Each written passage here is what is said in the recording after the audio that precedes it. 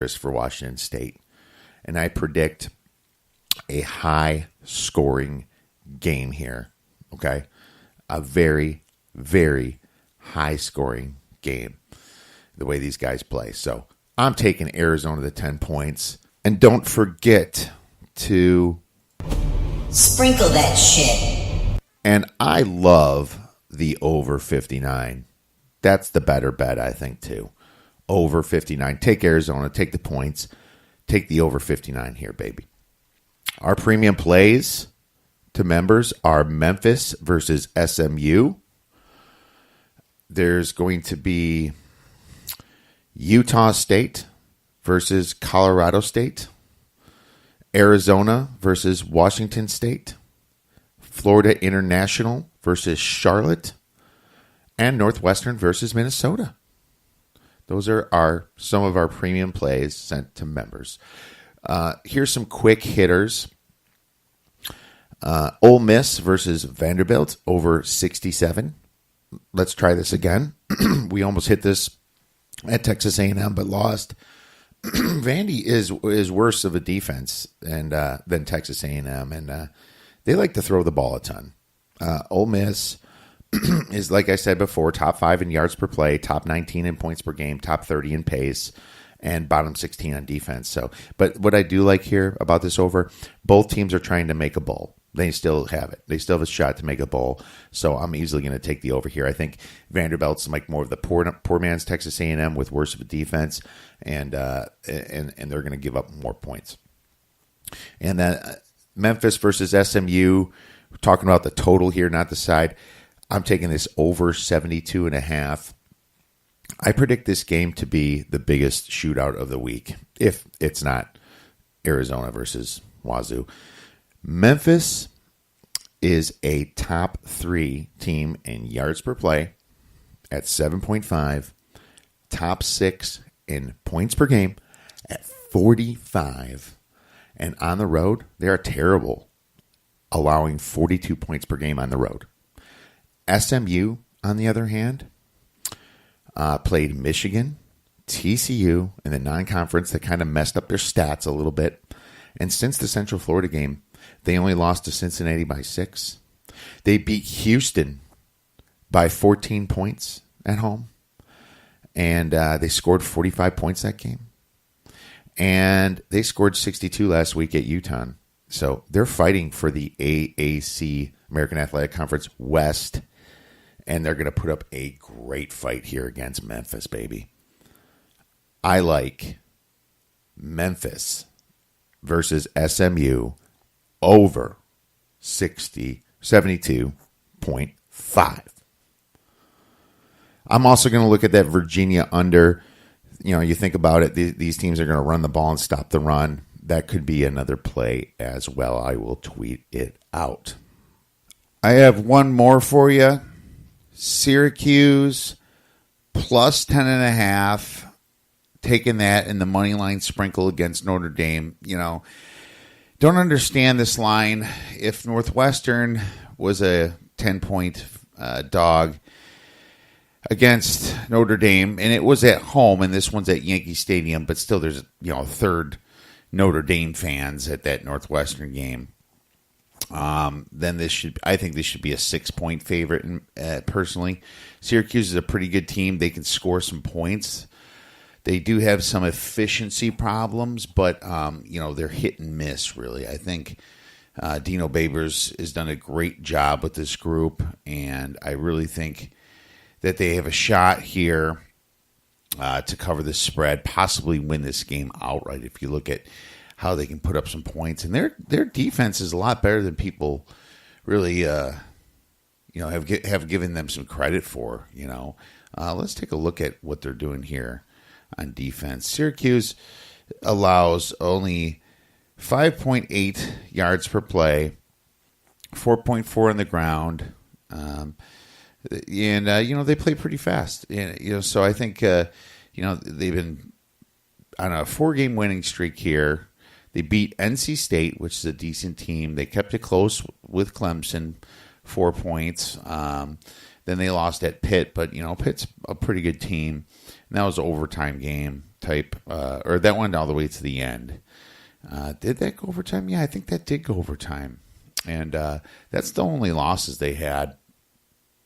Now, I think that, Notre Dame's going to score some points here, so this could be a possible over bet. But right now, definitely taking the plus 10.5 possibly, and money line that sprinkle that money line. All right, now it's time for the sharp side of the force. The sharp side of the force is brought to you by uwager.eu. For a 50% bonus, use the promo code TheOddsBreakers. All right, lots of sharp line movement here. Remember, we only cover the sides if there's over a 20% difference between ticket count and money. And for the total, it's got to be a 30% or more difference between ticket count and money. All right, Tulane at Houston. There's some sharp money on Tulane at plus 10. I disagree with this one. New Mexico hosting Boise State, plus 21.5 to plus 19.5. So sharps on New Mexico there. Letdown spot for Boise State after beating Fresno. Dual action on Toledo at Kent State. So Toledo has definitely had some juice on it. Wisconsin at Purdue, it went from plus 6 to plus 4.5. Well, if Hornibrook's playing for sure, but if he's not, then ugh. Virginia at Georgia State at plus 6.5. Sharps hit Minnesota hosting Northwestern plus 4 all the way down to plus 1.5. I'll tell you, Northwestern, they clinched the Big Ten West, and this is their letdown spot and their take it easy spot. Minnesota, much better home team than road team.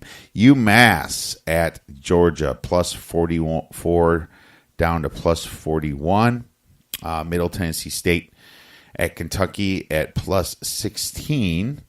Maryland hosting Ohio State, plus 17.5 all the way down to plus 14. Be careful on this one. Maryland, like we said last week, they're a team that blows out the easy ones and gets blown out by the tough teams. Probably not going to have a side here. NC State at Louisville, plus 14.5 or plus 16.5 down to plus 14.5. Actually, sorry, I said that wrong. NC State at Louisville. NC State was minus 14.5, and it went to minus 16.5. I wrote that down wrong from when I wrote it today. FIU at Charlotte, minus 5.5 to minus 6.5. 99% of the money on FIU. Arizona at Arizona State, from plus 10 to plus 9.5. Sharps on Arizona. Mississippi State. Sharps on Mississippi State hosting Arkansas. Minus 19 to minus 21.5. Past that key number. Sharps on Oklahoma hosting Kansas. Minus 34 to minus 36.5. Not sure about that one myself.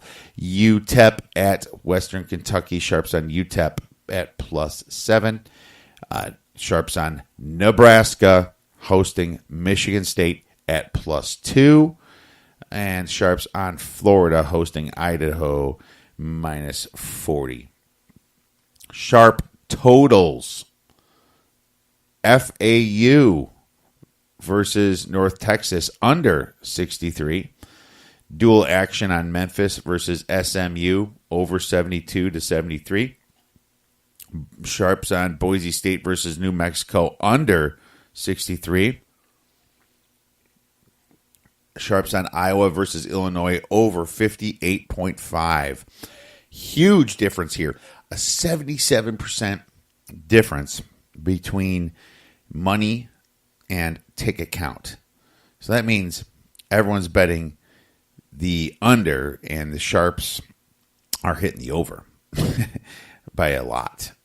Wisconsin versus Purdue under 52.5. Definitely see that if Horny's not playing. Dual action on Northwestern versus Minnesota, under from 51 down to 47.5. Dual action on Duke versus Clemson, over 57.5. 98% of the money's on the over there. Air Force versus Wyoming, under 43. Tulsa versus Navy, over 52.5. Boston College versus Florida State, under 49. Washington versus Oregon State, under 58. Iowa State versus Texas, under 52, down to 47.5. And San Diego State versus Fresno State, under from 45 all the way down to 41.5. San Diego State not looking as a team that can score a bunch of points. Let's get into the NFL with Cub fan Danny. All right, it's time for some NFL, and we have Cub fan Danny back. You can tweet him at Cub fan Danny. How you doing, bud? Hey, man, great. Awesome, buddy. So, NFL action week 11, my friend, and there's some sides I like here. I don't know if you found some nuggets yourself, but I'm pretty excited. Do you have a few plays for our listeners? Yeah, I'm going to do something I haven't done all year long, so I'm sure you'll pick up on it here pretty quick. So let me get to it. All right. First game, we got Eagles at the Saints. I think the hardest thing to do is to repeat as a champion, right? I think we could both agree. And when New England's doing it every single year, to me, it's absolutely amazing because you see all these teams do great and then they all of a sudden fall apart, right? Mm-hmm. So it's really that championship hangover, I feel, is a real thing.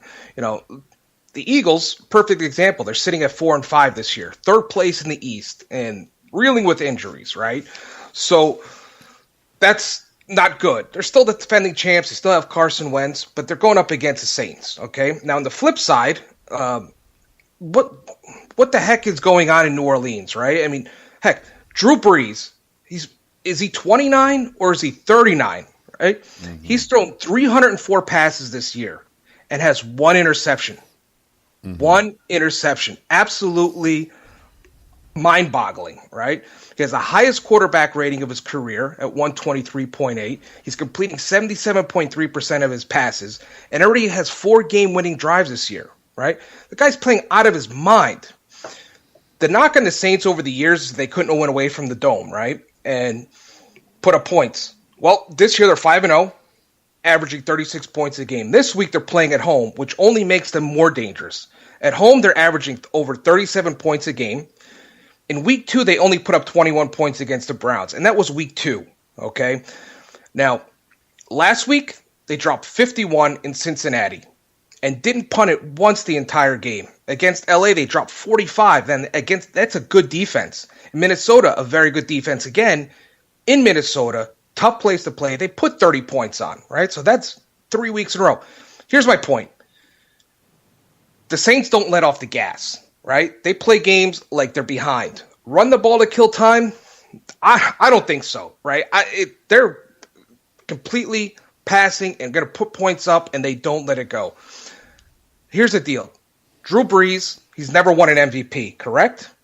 So I think this year they're going to put the pedal to the metal and really just put as many points as they can, especially for Drew Brees, so he could finally get that respect for the MVP. So for me, what does this mean for my pick this week, right? The Saints are going to score a lot, and they're going to score quick, and they're going to score a lot. So when the Saints score a lot, that means the Eagles are going to be behind, and they're going to be forced to throw as well to try to keep up. Less running, more throwing, less running the clock out, and getting chewed up, all right? The over here is at 56. It's a high-scoring game. And the NFL's been trending towards scoring. It's been getting higher every single year. It's been going crazy. Now, when I look at this game, 56 is a lot, but the Saints are at home. The offense is playing out of this world. And to me, I look at this, and the ending score is going to be in the low 60s, right? So for my play, I'm taking the over this week at 56. Wow, man! The way you're setting it up, I thought you were going to take the side on that one. So definitely threw me a curveball there. You know, that's a